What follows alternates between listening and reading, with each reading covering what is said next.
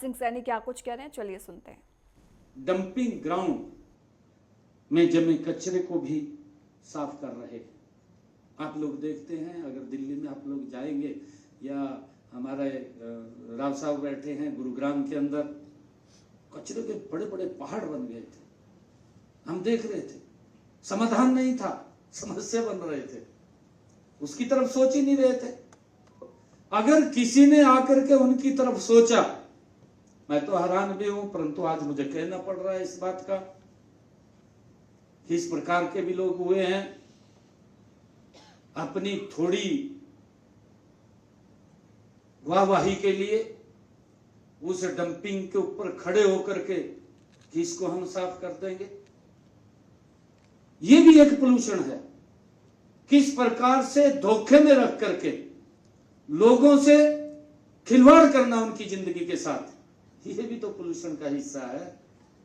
परंतु हमने देखा है आदरणीय मोदी जी का जो कमिटमेंट है, और उन्होंने कहा कि ये जितने कचरे के डंप लगे हुए हैं इनको सेग्रीगेशन करके इनका समाधान किया जाएगा। और आज हम देख रहे हैं, चाहे दिल्ली है, चाहे हमारा हरियाणा के अंदर है, कहीं पर भी आप देखेंगे जो बड़े बड़े पहाड़ की तरह डंपिंग ग्राउंड थे, आज वो छोटे होते जा रहे हैं, सिकुड़ते जा रहे हैं। लगातार उसके ऊपर गति से काम अगर किया है इन 11 वर्षों में नरेंद्र मोदी जी की सरकार ने ये कर रही है। और मुझे खुशी है बताते हुए कि अब तक 50% कचरे का वैज्ञानिक तरीके से निपटान हो चुका है। उसके ऊपर काम भी किया है, खाली बात ही नहीं हुई है। धीरे धीरे करके मैंने कहा कि वो सिकुड़ते जा रहे हैं, छोटे होते जा रहे हैं, उसके ऊपर काम चल रहा है। और बाकी पर भी काम तेजी से चल रहा है।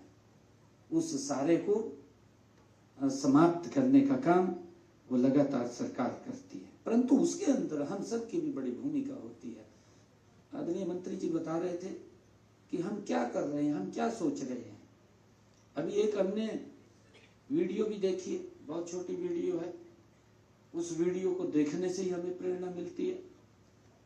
आदरणीय प्रधानमंत्री जी ने स्वच्छ भारत का नारा दिया, स्वच्छ भारत, स्वस्थ भारत। अरे बीमारियों को तो हम अपने नजदीक लेकर के आ रहे हैं। इतना ज्यादा अगर देखें पोल्यूशन, जिसकी पूरी चर्चा भी की है, अगर हम सब की एक बड़ी जिम्मेवारी बनती है, सरकार योजना बनाती है। अभी मंत्री जी कह रहे थे कि ये 2012 के अंदर कानून बना था, परंतु कितनों ने लागू किया है इसको। सरकार सख्ताई से लागू करवा सकती है, ये सारे सिस्टम हैं, परंतु हम सब की भी बड़ी जिम्मेवारी बनती है कि हम पोल्यूशन को कम से कम करें, पोल्यूशन के ऊपर कंट्रोल करें। चाहे मेरे घर का कचरा है, चाहे अन्य कोई कचरा है, अगर हमने उसके ऊपर ही कंट्रोल कर लिया तो ये जो आदरणीय प्रधानमंत्री जी का संकल्प है स्वच्छ भारत, स्वस्थ भारत, तो भाइयों वो हमें आज दिखाई दे रहा है। और गति से इसके अंदर बड़ा सुधार आएगा, जिससे कि लोगों के स्वास्थ्य को लेकर के ये चिंता भी है। अगर हम देखें किसी भी क्षेत्र के अंदर, अगर हम देखें पोल्यूशन लगातार, चाहे इंडस्ट्री बढ़ रही है, इंडस्ट्री इतनी बढ़ रही है कि हम विकसित भारत की तरफ बढ़ रहे हैं, परंतु हम सब की बड़ी जिम्मेवारी है, जब विकसित भारत बढ़ रहा है तो हम उसके साइड इफेक्ट, जो पोल्यूशन के इफेक्ट हैं, उसकी तरफ भी हमने उतनी गति से सोचने की आवश्यकता है कि ये पोल्यूशन ना हो, इसका समाधान क्या हो। उन समाधानों के ऊपर भी हमने मिलकर के काम करना है। और उसको लेकर के मैं बधाई देना चाहूंगा कि आज जो ये स्टेट इन्वायरमेंट प्लान 2025 जो लॉन्च हुआ है, ये इस कड़ी के अंदर एक महत्वपूर्ण कदम है, ताकि हमारा राज्य, हमारा प्रदेश ये स्वस्थ रहे, स्वच्छ रहे, खुशहाल रहे, उसको लेकर के हमने ये काम किया है। और मुझे खुशी है कि प्रदेश में लगभग 7,000 अस्पतालों से प्रतिदिन जो निकलने वाला बायोमेडिकल अपशिष्ट है, 22 टन हमारे हरियाणा के हॉस्पिटलों से हर रोज। आप कल्पना कीजिए 22 टन बायोमेडिकल अपशिष्ट जो 100% उसका 100% निपटान करने का निर्णय ये हमारी सरकार कर रही है। उसको कहीं भी इधर उधर नहीं हो जाता। यह निपटान 11 सामान्य जैव चिकित्सा अपशिष्ट निपटान सुविधाओं के माध्यम से ये किया जा रहा है। इसके अलावा उद्योगों से निकलने वाले खतरनाक कचरे के निपटान के लिए भी हमने फरीदाबाद के पाली में एक सामान्य खतरनाक कचरा प्रबंधन स्थल वो भी बनाया है, जिससे कि लोगों के जीवन के ऊपर उसका इफेक्ट ना पड़े। यह सुविधा पूरे राज्य से आने वाले खतरनाक कचरे के सुरक्षित निपटान की ये गारंटी देता है। और ताकि हमारी सोच भी है कि अगर स्वच्छता होगी व्यक्ति स्वस्थ रहेगा, और व्यक्ति स्वस्थ रहेगा विकास की गति बढ़ जाएगी। मित्रों, हम सब जानते हैं अभी कोरोना का समय था, कोरोना के समय के अंदर क्या हालात हुए हैं, किस प्रकार की स्थितियां पैदा हुई हैं। एक हष्ट-पुष्ट व्यक्ति भी अगर उसको बीमारी घेर लेती है तो कितना ही गति से काम करने वाला व्यक्ति है उसकी गति को ब्रेक लगा देता है, ये हम सब जानते हैं। परंतु जब वातावरण स्वस्थ होगा, हम स्वस्थ होंगे तो विकास की गति भी बढ़ेगी। साथियों, आज के समय में हम इलेक्ट्रॉनिक कचरा उसके बारे में भी हम सब जानते हैं। हमारे सामने एक बड़ी चुनौती है इलेक्ट्रॉनिक कचरा।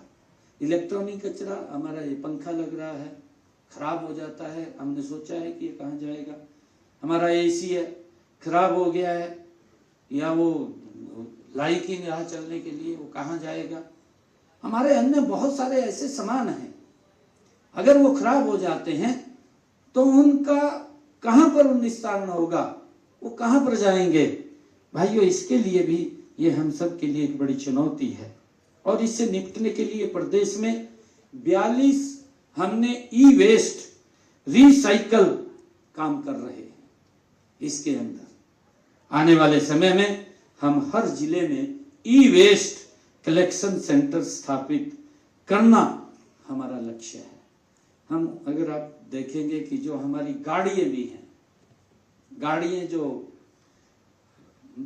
कंडम हो जाती हैं, जो गाड़ी कंडम हो गई उसकी क्या स्थिति है, कहाँ जाती है, कहाँ नहीं जाती है, उसके लिए भी एक पॉलिसी बनी है।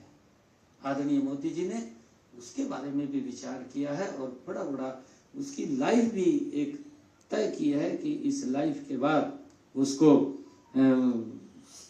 कंडम किया जाएगा, समाप्त किया जाएगा। उसके लिए भी अलग हमने सेंटर्स हरियाणा में भी वो खुल रहे हैं।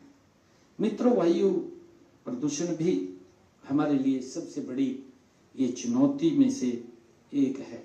हम सब जानते हैं, हमारा किसान है, किसान खेत में पेस्टिसाइड डालता है।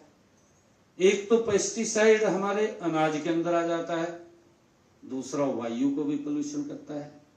दोनों तरफ वो हमारे शरीर के ऊपर इफेक्ट डालता है। और हमने हरित क्रांति की बात कही, परंतु हम बढ़ कहीं और गए। आदरणीय प्रधानमंत्री जी ने अलग से इसके ऊपर भी बजट रखा है। हम सब जानते हैं प्राकृतिक खेती, क्या प्राकृतिक खेती करिए ताकि हमारा जो पेस्टिसाइड अनाज के अंदर जाता है उसका इम्पैक्ट हमारे शरीर के ऊपर पड़ता है।